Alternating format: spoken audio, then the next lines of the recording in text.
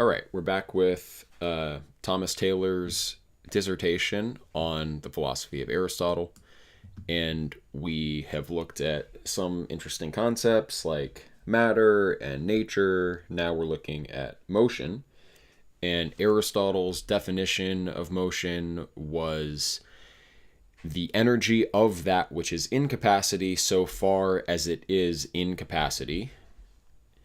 And that kind of motion has to do only with kind of the world of generation for Aristotle.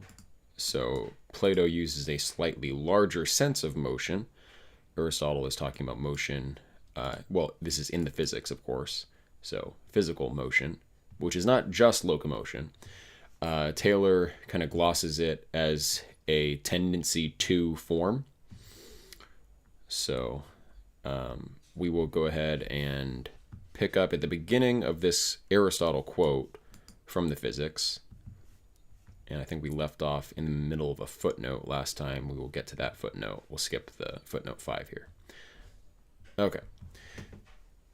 So this is a little bit of a review. Since, however, nature is a principle of motion and mutation, and the method with us is concerning nature, it is necessary that we should not be ignorant what motion is. For this being unknown, nature also must necessarily be unknown. And as we intend to define motion, we must also endeavor after the same manner to discuss those things which are consequent to this. But motion appears to belong to things continuous, and the infinite first presents itself to the view in that which is continuous. Hence, it frequently happens that those who define the continuous employ the nature of the infinite, as if that which is divisible to infinity is continuous. To which we may add that it is impossible for motion to subsist without place and void and time.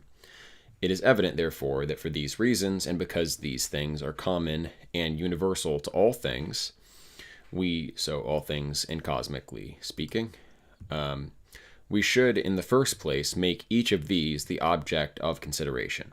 For the speculation of peculiarities is posterior to that of things common. But first, as we have said, we must direct our attention to motion. There is, then, something which is in energy only, and there is something which is both in energy and capacity. One thing also is this particular thing, another so much in quantity, and another of a certain quality, and in like manner in the other categories of being. But of relatives, one is predicated according to excess and defect, another according to the effective and passive, and in short, the motive and that which may be moved. For the motive is motive of that which may be moved, and that which may be moved by that which is motive. So that fits in the category of the relatives, the mover and moved. Motion, however, has not a subsistence separate from things. Okay, so we'll go to footnote 6 now, which is where we left off. Since, says Simplicius, the philosopher from Lycia, Proclus, asserts that this one dogma alone concerning motion of Plato and Aristotle is discordant, since the latter asserts that motion is not separate from things and subverts its subsistence as a genus, but the former says that motion is one of the genre of being in the same manner as essence, sameness, and difference. So Proclus is saying they differ in a kind of typical way, where Aristotle would reject the existence of the form of motion in itself, and he insists on a kind of hylomorphic, instantiated existence alone. But Simplicius is going to reject that interpretation from Proclus, it looks like. It will be better to evince, if possible, the concord in this apparent dissonance. It may therefore be readily said that Plato, surveying what he calls the genre of being in the intellectual order as the first separate causes of beings, very properly unfolds motion and permanency and the other genre as subsisting in themselves. For as union is ineffable in them, so likewise is their purity unconfused. So Plato's notion of the form of motion is legitimate, But Aristotle, inquiring concerning natural and material motion, very properly surveys a motion of this kind in things that are moved, for motion in these does not subsist by itself. So Aristotle's definition of motion is physical motion. So even the motion of souls in themselves presumably would not count. And apparently Aristotle calls souls unmoved movers, whereas Plato calls souls movers that are themselves moved. Hence he also adds, for that which is changed either according to essence, or according to quantity, or according to quality, or according to place. But that mutations and categories properly subsist in generated natures is manifest to those who have diligently considered them.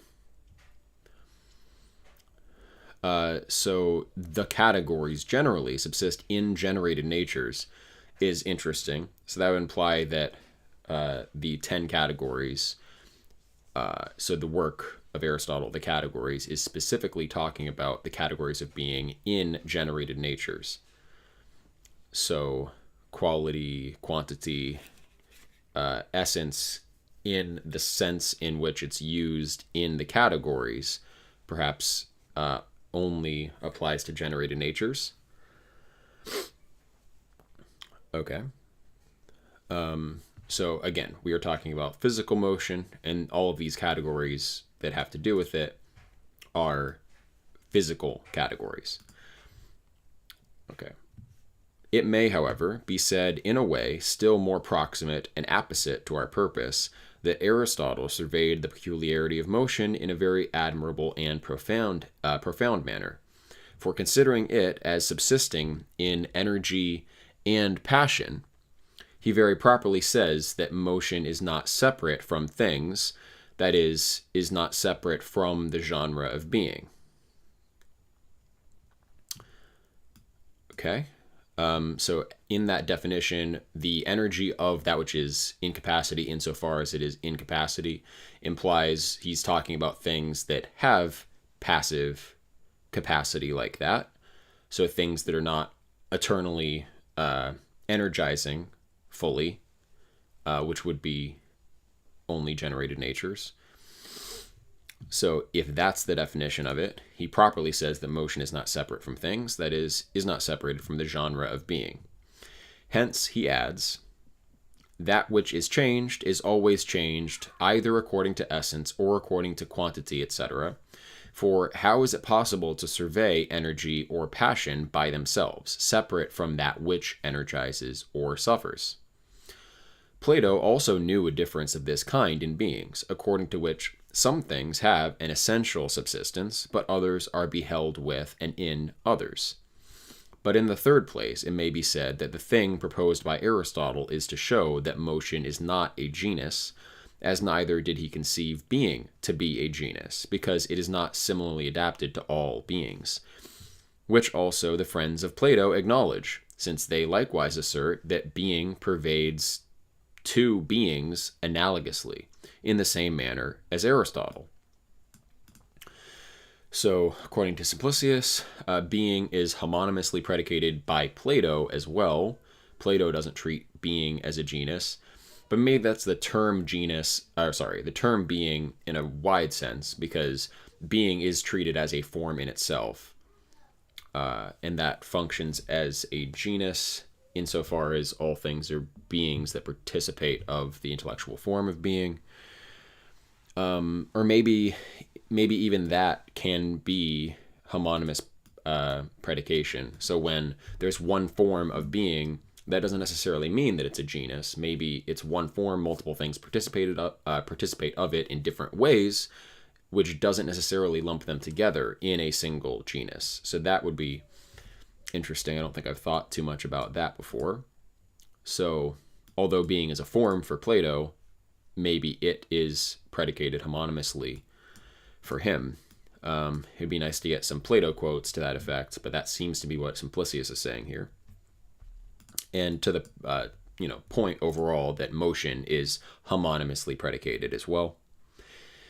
And maybe Aristotle is narrowing the sense of motion to specifically the generated, Plato homonymously predicates it of different sorts of natures besides the generated. Hence, this signification of genus is one thing, viz., which is divided into species equally participating of genus, which Aristotle denies of motion, because there are many motions, and which differ from each other in the degree of motion. But that signification of genus is another thing, according to which Plato denominates the genre of being which pervades through all things, though not equally, nor do they subsist in all following natures, according to the same peculiarity. So yeah, although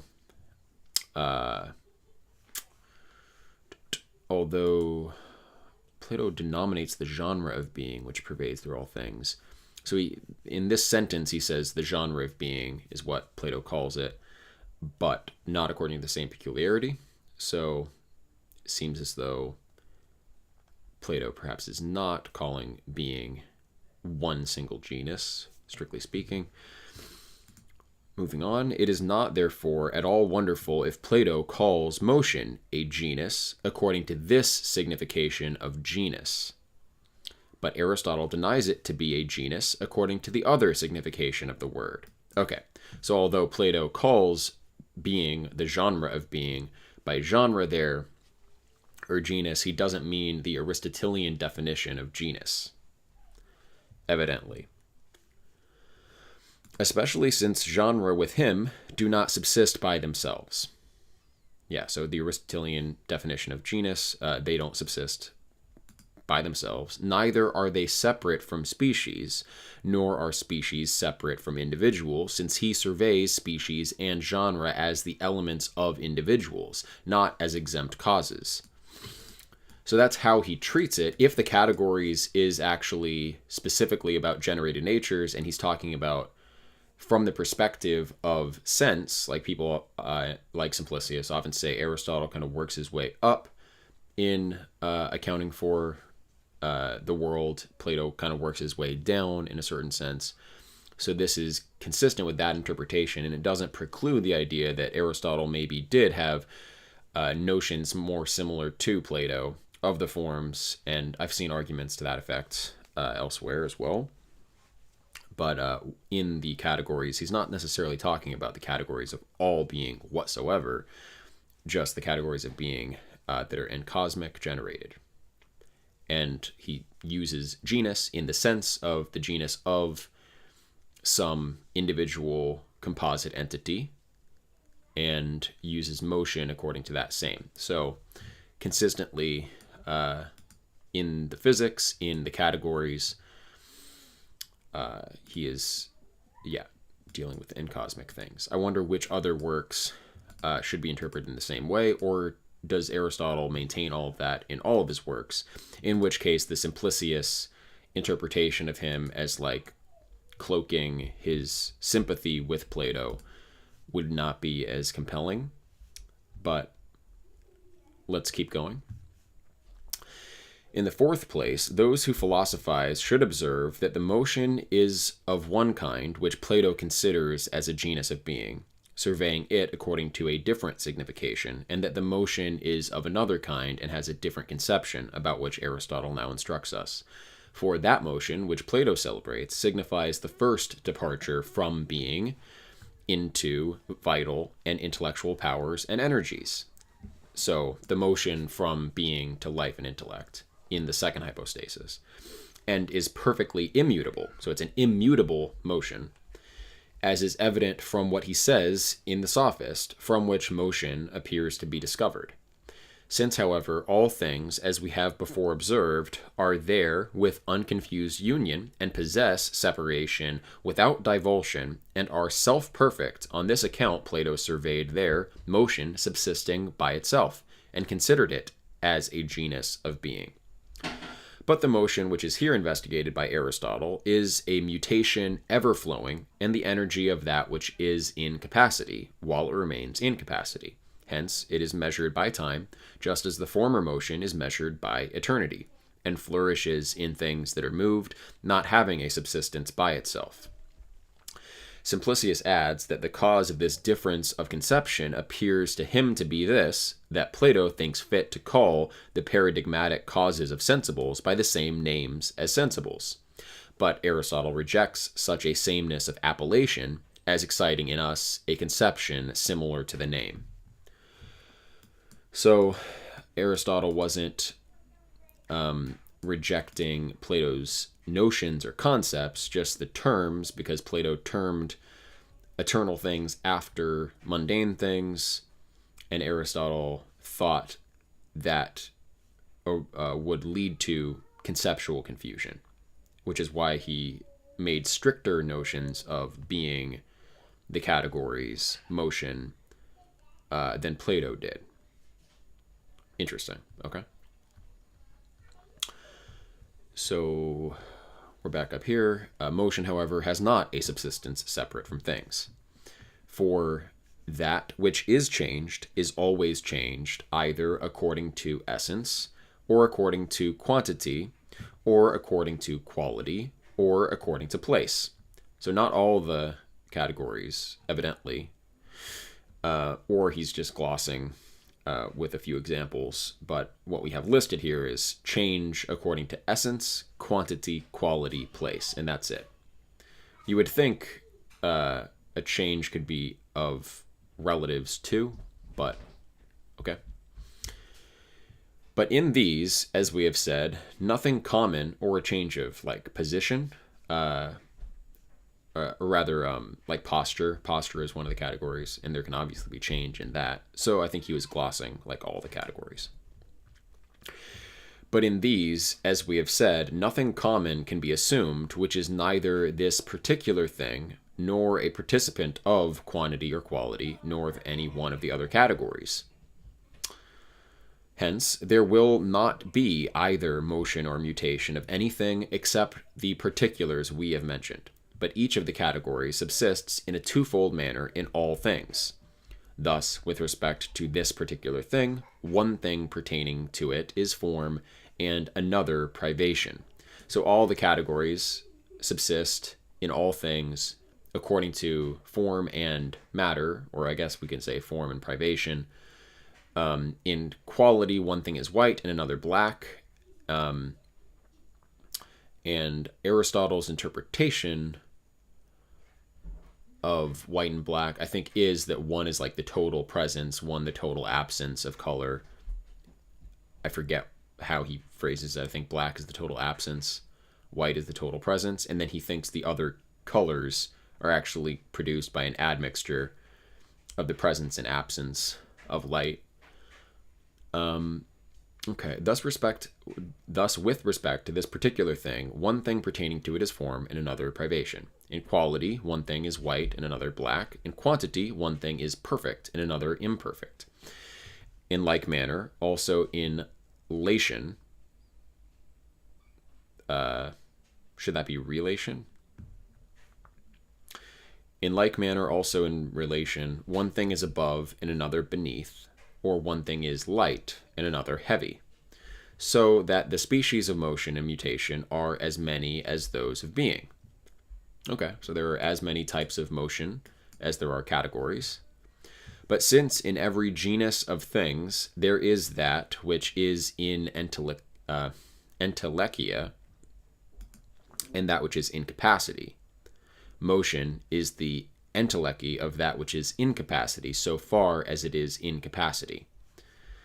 Let's look at that again. But since in every genus of things there is that which is in entelechy and that which is in capacity, motion is the entelechy of that which is in capacity, so far as it is in capacity. We saw the energy of that which is in capacity insofar as it is in capacity. And we're going to look up the definition of entelechy again. So, yeah, it's treated as like the soul. It's an immanent form, is one way of thinking of it. It's also the realization of potential. Yeah, and here, what is Aristotle's entelechy? Actuality as opposed to potentiality, but that actuality is the formal principle. Like what is formal is actual. So entelechy is synonymous with energy in the sense of actuality, where it has the connotation of form. Motion is the form or energy of that which is incapacity so far as it is incapacity. Okay.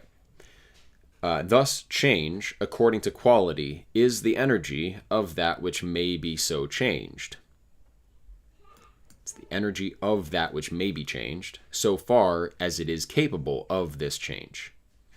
So something that has the passive potential of being moved, when it energizes, actualizes that is motion. Insofar as it is incapacity, the energy of that which is incapacity, insofar as it is incapacity. So the movable thing, insofar as it is capable of being moved, the energy of that facet of the thing.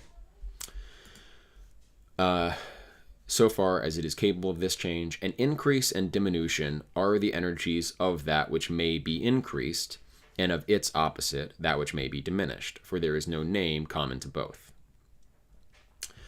Generation and corruption also are the energies of that which may be generated, and of that which may be corrupted.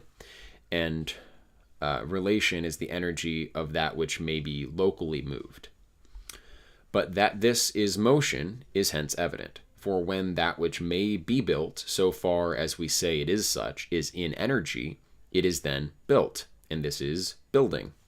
In like manner, with respect to discipline, healing, rolling, and leaping, and a progression to manhood and old age, however, though some things are the same both in capacity and energy, yet not at the same time, or not according to the same. But, for instance, a thing may be hot in capacity, but cold in energy, and many things act upon and are passive to each other, for each of these will be at the same time effective and passive.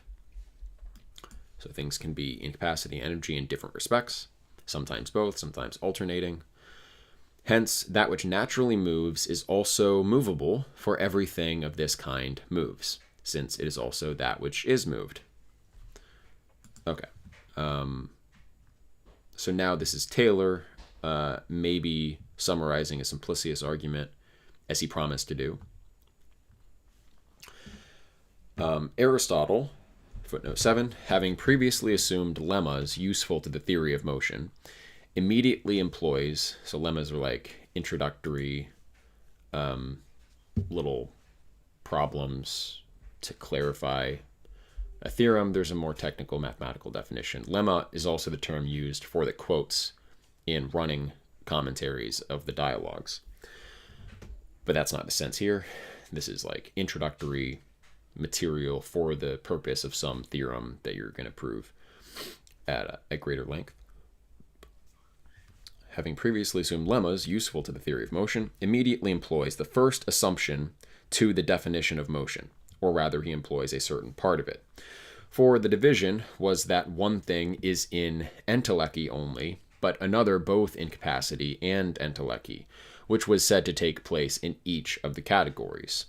Of this, therefore, which is both in capacity and energy, Aristotle says, motion is the energy, so far as it is in capacity. Thus, in essence or substance, one thing is in capacity, man, as for instance seed, but another in entelechy, as Socrates. And in quantity, something is a bicubit, both in capacity and energy. Thus, too, something is white, both in capacity and energy, in quality, and in a similar manner in the remaining genre. But that Aristotle has in a wonderful manner defined motion we may learn from hence. For a thing being in energy, that which it is said to be, as long as it thus subsists, cannot be said, according to this, to be moved. Thus, for instance, man, as long as he is man, will not be moved according to the human characteristic. For neither, if he should be white in energy, as long as he is white, will he be moved according to whiteness. If, however, being a white man in energy, he should be black in capacity, as being capable of becoming black, when a departure happens to him from whiteness to blackness, so far as he is naturally adapted to, that is, according to the ability which the energizer possesses of becoming black, then he is said to be moved to black. And again, when he is said to be black, there he stops in it and is no longer moved according to the black, but is black in energy. Thus, therefore, nothing is moved so far as it is in energy. Which makes sense. Energy taken as like actuality form, it's complete. Nor yet so far as it is in capacity, while remaining in capacity and in aptitude alone can it be said to be moved. So instead it's the energy of capacity.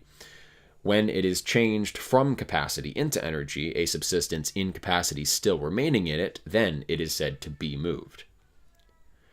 Very properly, therefore, does Aristotle add, so far as it is such, that the energy of that which remains in capacity may be perfected. For a subsistence in capacity ceasing, there is no longer motion. So, insofar as it is in capacity, if there's any cessation of, or rather elimination of capacity in general, that means it's fully actual and the motion is stopped. For when a thing has acquired a subsistence in energy, so far as it is in energy, it is it is in stability and permanency, and not in motion. Nor yet, if anything is in capacity alone, will it now be moved. That which is capable of being built, therefore, so long as it remains unenergetic, according to the capability of being built, is unmoved. But when, so far as it may be built, according to this, it energizes, still possessing in the energizing the capability of being built, then it is moved, that is, when it is built. And building being then the energy of that which may be built, is motion. For as far as it is built, it may be built, and according to a subsistence in capacity, it energizes and is moved. Simplicius adds that Aristotle, defining motion in the beginning, says that it is the energy of that which may be moved so far as it is such. But Alexander, Porphyry, Themistius, and other interpreters of the definition, perceiving that Aristotle shortly after calls motion the entelechy, and finding it thus written in certain copies, i.e., quote, motion is the entelechy of that which is in capacity so far as it is such, assume in the definition of motion the word entelechy as the same, according to Aristotle, with energy. So the quote ended, but he didn't write it. But perhaps Aristotle uses the word entelechy as significant of perfection. Okay. And if at any time he assumes it for energy, he does not assume it for any casual energy, but for that which is perfect, because it possesses the perfect. Okay, so there's a distinction between the entelechy and energy. The entelechy is the perfection, not merely the actuality. Although actuality, when it is total, is perfect. But I guess energy can be incomplete. Entelechy then supposedly would be complete. But it's weird then to use entelechy in the definition of motion, where according to that distinction just discussed, energy would be more appropriate.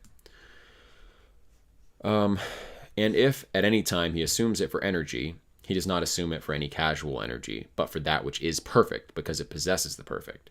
For everything is then contained in its own perfection when it exerts its own energies according to nature. Exerts its own energies according to nature. So maybe it's the entelechy because it's perfective specifically of the capacity of motion. Not perfect in the sense that it's complete, but its own energies according to nature. That's like the definition of perfection. Its own energies according to nature. So I guess the energy of what was Aristotle's original definition? The energy of that which is in capacity insofar as it is in capacity. So there, if that's energizing it according to nature, we can call that there entelechy because it is according to the nature of that which is in capacity. This is a little convoluted, but okay, we can buy that for now. Hence, Aristotle defines soul to be the entelechy of a natural and organic body, and which possesses life in capacity. not that soul is energy, but that its perfection subsists according to energy. Okay, so the entelechy is not simply the energy, but it subsists, its perfection subsists according to the natural energy of the thing in question, I guess. And since motion is an imperfect thing, Aristotle does not in vain directly call it energy and not entelechia.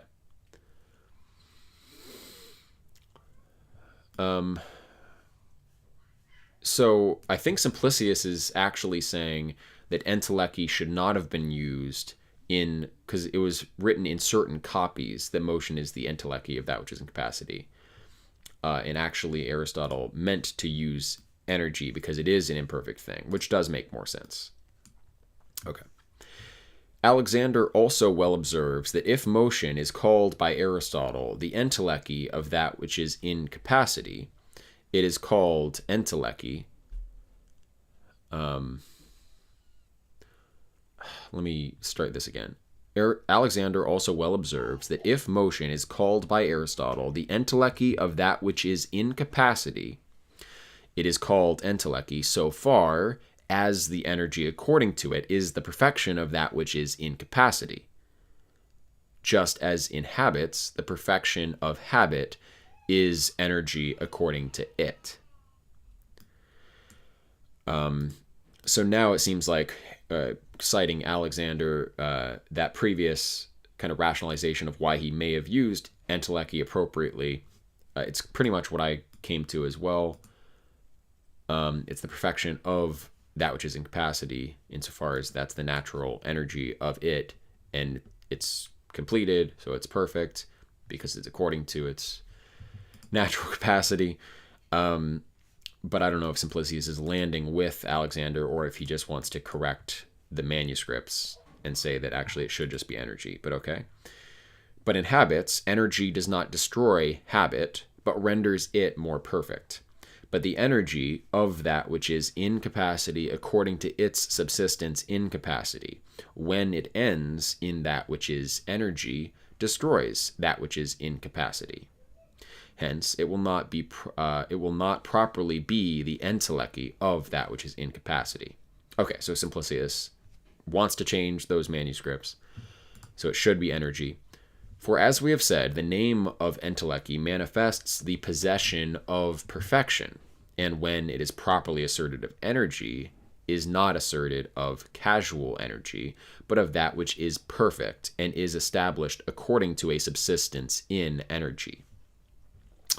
Hence, that which is properly entelechy is twofold, the one subsisting as a perfect quiescent form, in which sense the soul is said to be entelechy, but the other energy according to this. So the entelechy can be like the perfect form of a thing, just as its kind of essence, the perfect essential form of a thing can be entelechy, but then there's the energy that energizes perfectly, or energizes rather according to that essence. So entelechy is the form of a thing that perfects it, form of a thing that perfects it, and then there's the entelechy, which is the energy according to that form.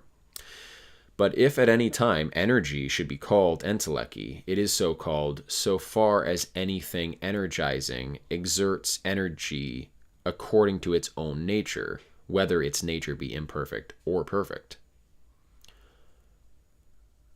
Okay, so energizing according to nature is enough for that energy to be called entelechy, even if the nature of the thing in question itself is not perfect.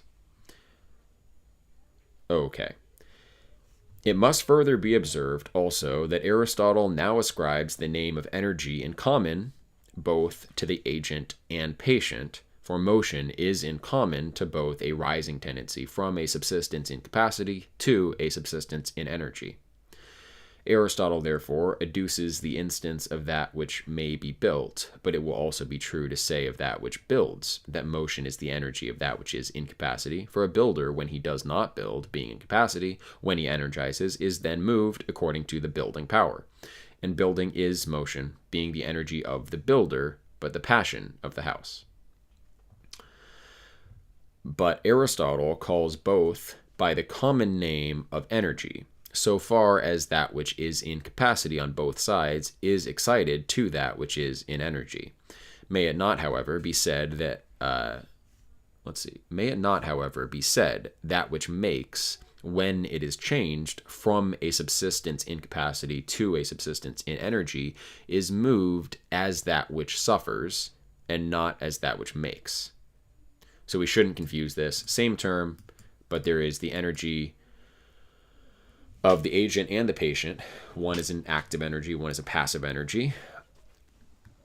Hence, all the examples. So this whole page is just a footnote. Apparently, I've never seen that before. Hence, all the examples which Aristotle adduces are passive, for the energy of that which makes, so far as it makes, is perfect.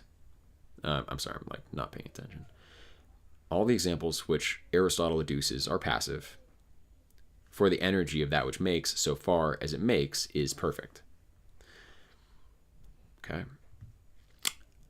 Aristotle, having said that motion is the energy of that which is in capacity so far as it is such, very properly adds that which is consequent to the definition, for since natural things are both in capacity and energy, though not according to the same, being, for instance, cold in capacity but hot in energy, or if they are also according to the same, both in capacity and energy, as, for instance, hot according to both, yet they are not so at once, but are now in capacity and again in energy, or vice versa. Since, therefore, natural things thus subsist, on this account they are not moved only as matter, nor do they move only as things incorporeal, but they are moved so far as they are in capacity, and they move so far as they are in energy. Are moved so far as they are in capacity, they move so far as they are in energy. That makes sense. When Aristotle says, therefore, or rather, what Aristotle says, therefore, has this utility, for it assigns the cause not only of physical things being moved, but also of their being motive. It likewise properly solves a doubt urged against the definition of motion, but the doubt has an inquiry of the following kind in the first figure. Some things, so first figure syllogism here, some things which are moved also move. All things which move are in capacity and not in energy. Some things, therefore, that are moved are in energy and not in capacity, so that not all motion is the energy of that which is in capacity, so far as it is such. The doubt, therefore, is solved through everything which is moved being moved and suffering so far as it is in capacity, but moving and making so far as it is in energy. Well, I mean, it seems like Aristotle, his definition is only half a definition then, if we should kind of qualify that it's insofar as it's in energy when it's the agent rather than the patient. Let's examine the syllogism again. All things which some things which are moved also move. All things which move, so some things, some A,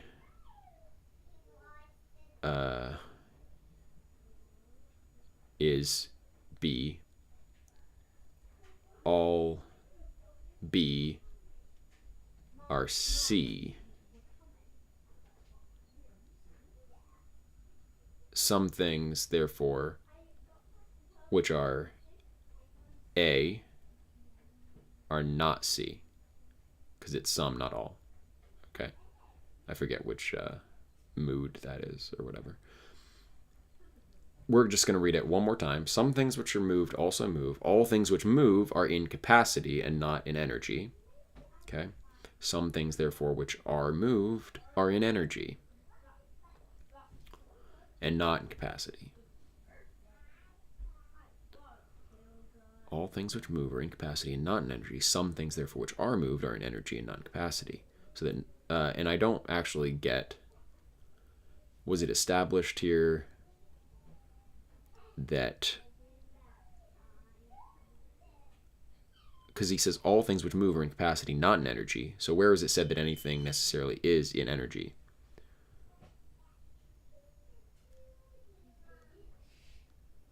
All right, some things, therefore, which are moved are in energy, not in capacity, so that not all motion is the energy of that which is in capacity, so far as it is such. The syllogism, I think, has a problem, but we'll just keep going.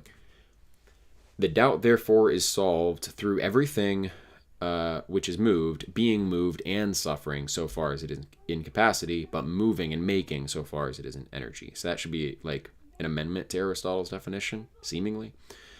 For a subsistence in capacity is one thing to it, and a subsistence in energy another. Hence, the energy according to each of these is different, if not only to do but to suffer is said to be in energy. For Aristotle, being of opinion that motion is in that which is moved, says that it is the energy of that which may be moved, so far as it is such. But that a thing which is in capacity suffers and is moved so far as it is in capacity, but acts and moves in energy so far as it is in energy, is evident from the energy of each not being directed to the same. But the energy of that which is in capacity is directed not to that which it is, but to that which it naturally is adapted to be. Okay, so now it seems like he's saying Aristotle was of the opinion that motion is only of that which is moved and not of the mover, which maybe is why he calls soul unmoved. So this is a difference. I guess Simplicius seems to prefer the definition which involves motion on the part of the agent and the patient. For Aristotle, seemingly the motion, strictly speaking, is only in the patient. But the energy of that which is in capacity is directed not to that which it is, but to that which it is naturally adapted to be. For that which is cold is heated because it is not hot but cold, but is naturally adapted to be heated. And that which is hot heats so far as it is energy, and not so far as it is not yet, but is naturally adapted to subsist in energy, as is the case with that which is passive. Hence, such things as being moved, are moved through subsisting in capacity, but move through subsisting in energy. But I guess Aristotle wouldn't call that moving a motion, strictly speaking. Seemingly, for that which is cold is heated indeed as being in capacity, but refrigerates as being in energy. And if it were not in capacity, but in energy alone, it would not be moved nor changed into anything else, but would remain in that in which it was. For it would not be naturally adapted to anything else, but would alone energize and act so far as it was, and would not suffer. But if anything was in capacity alone and had not anything in energy, it would not energize, nor would it either do or move anything. Actually, I'm kind of liking the idea that only the passive thing moves, strictly speaking, because insofar as, like, there are unmoved movers, things that don't move but energize and bring completion to other things, like the forms don't move in Aristotle's sense. But things are moved by them. But anything locally which moves is also moved, and in that sense is the motion. So like the building is a motion, but the act of building is a motion, but only insofar as the builder's body is moved, perhaps. Like the building art as the efficient cause of the building is it moves other things, but it itself does not move. Only that which is passively moved by the building art in the builder is said to move in Aristotle's sense, seemingly. So, okay, nor would it either do or move anything, for it would not have anything according to which it could act, or rather it would not, in short, have any subsistence. For that which everything is, it is in energy. So connecting like actuality / form with the existence of a thing. So that which was purely incapacity would not exist. Hence, some are of opinion that neither has matter any subsistence, since it appears to be passive alone, and neither to make nor energize. But that which does not energize is not anything in energy, according to which it was necessary it should energize. Such, therefore, is the use of what is now said by Aristotle. But it is well said by Aristotle that some things are the same in capacity and entelechy, for not all things are of this kind, since intellectual and divine natures have nothing in capacity, because they are essentially in energy, as Aristotle says. This footnote never ends. This is the most ridiculous footnote. Okay, we have a lot more footnote to get through. Okay. As Aristotle says, the celestial bodies likewise, though they are bodies, yet have not in their essence a subsistence in capacity, since they are exempt from generation and corruption. According to local motion, however, not by changing from immobility to motion, but by not having all their parts everywhere at once, but different parts in different places, they also possess a subsistence in capacity. So celestial bodies are not in capacity in other regards, but they are according to local position.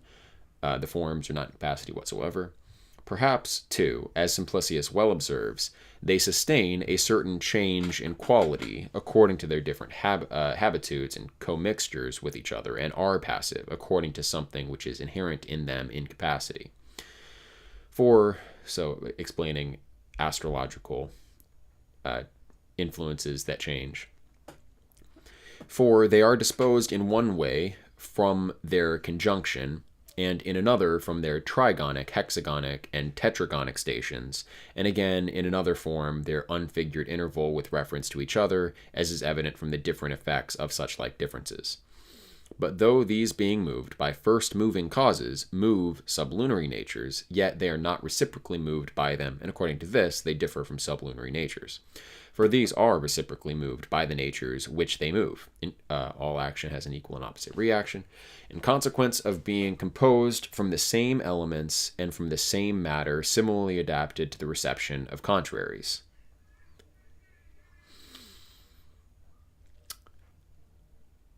Okay. Hence, of the same elements and the same matter is similarly adapted to the same contraries. Hence, action and reaction. Hence, each is passive according to matter, through which it possesses a subsistence in capacity, but it operates according to form, through which it is in energy that which it is.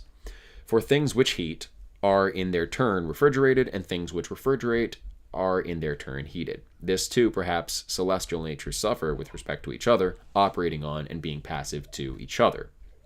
But we don't act on them, is the difference. Aristotle, Simplicius farther observes, having asserted that some things are both in capacity and energy, and on this account are moved according to a subsistence in capacity, but move according to a subsistence in energy, and that all things are not of this kind, but that there are some things which are alone in energy and not in capacity, which things are certainly not as alone move, which things are certainly such as alone move and are not moved. Very properly, so unmoved movers. Very properly adds,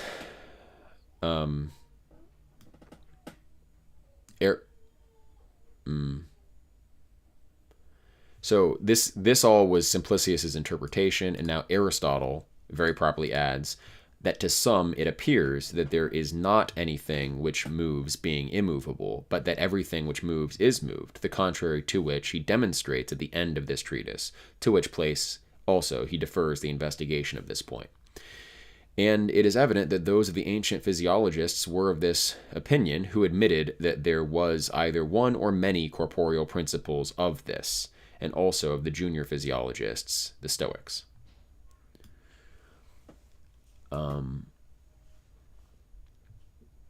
Okay. For the ancients said that generated natures were produced according to separation or commixture or change in quality of the principles. Alexander says that this was the opinion of Plato. But that Plato says that the one and the good, and in short the first cause, who moves all things to himself as the object of desire, is immovable, is clearly evident from what is said in the first hypothesis of the Parmenides. For after taking away every motion from it, he adds, the one, therefore, is immovable according to every motion. And Alexander himself, should be an end quote, I think. And Alexander himself acknowledges that Plato asserts ideas to be immovable, on which account he fancies that he can demonstrate a certain confusion in the words of Plato. For if, says he, to perceive intellectually is to be moved according to the Platonists, to be intellectually perceived is to move. If, therefore, ideas are intellectually perceived, they will be motive. But if everything which moves is also moved, ideas will be moved, though they are supposed to be immovable. That's Alexander's criticism. That intellectual perception, however, is not said by Plato to be moved according to any species of physical motions, but according to energizing, which Aristotle also testifies of intellect, asserting that it is in essence energy. Or rather, that it is in its essence energy. So another way of putting that is second hypostasis objects have their essence and their energy joined, whereas souls, the essence and energy separates. So according to energizing, which Aristotle also testifies, is perfectly evident, for in the Timaeus, so yeah, Plato says that it doesn't have physical motion is evident, for in the Timaeus, Plato says that all true being subsists always with invariable sameness.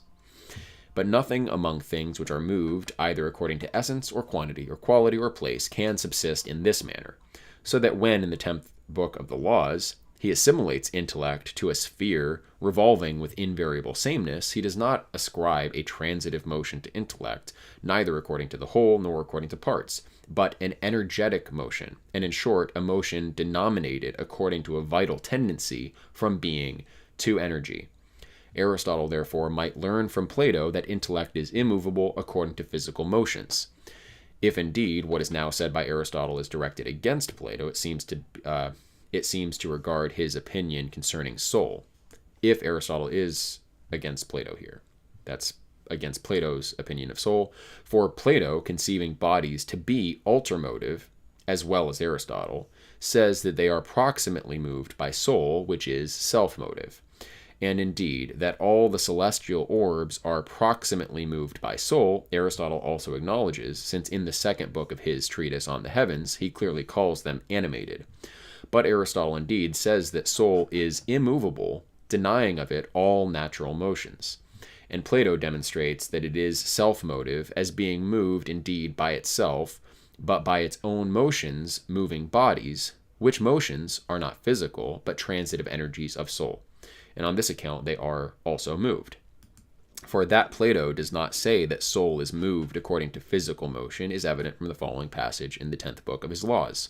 Quote, soul, indeed, is the leader of everything in the heavens by its motions, the names of which are to will, to provide, to consider, to consult, to opine rightly or falsely. Right, so that's why, again, to reiterate, Aristotle says the soul is immovable because it doesn't have physical motions, which Plato agrees with. So that soul is immovable according to that motion which moves. And Aristotle, according with Plato, says that that which primarily moves is immovable, soul indeed being immovable according to that motion which moves, but intellect as being without transition in its energies, for since it is necessary that prior to that which is ultramotive or moved by another, the self-motive should be the proximate cause of the ultramotive, so, prior to that which is moved in any way whatever, that which is neither moved by another nor by itself, or in other words, the immovable, must be the cause of the self-motive nature, both of being and of being moved. Hence the self-motive nature possesses a duplicity, and unfolding the agent, together with the patient, is not sufficient to the condition of principle. So it can't be the ultimate principle. But whether soul is that which first moves is also, it also is shown to be immovable according to every motion which moves, or whether it be intellect it is immovable according to every transitive motion. Nor in these things is there any dissonance between Plato and Aristotle, except in the word self-motion, because Plato calls soul self-motive, but Aristotle the animal, this being moved indeed by soul, which is immovable according to that motion which moves, but is moved according to the body. And this indeed is consequent to the opinion of Aristotle, who does not think fit to denominate any other motion except that of natural things. So what I said already. Hence, neither does he think fit to call the transitive energies of the soul motions. But Plato says that the first species of motion, beginning downward, is the confused and disorderly, which belongs to a corporeal nature considered by itself. The second, that of natural things. The third, the transition in the energies of soul. And the fourth, that of intellect, which is indeed without transition, but is excited from being to energy. Okay. So that was footnote 7, right?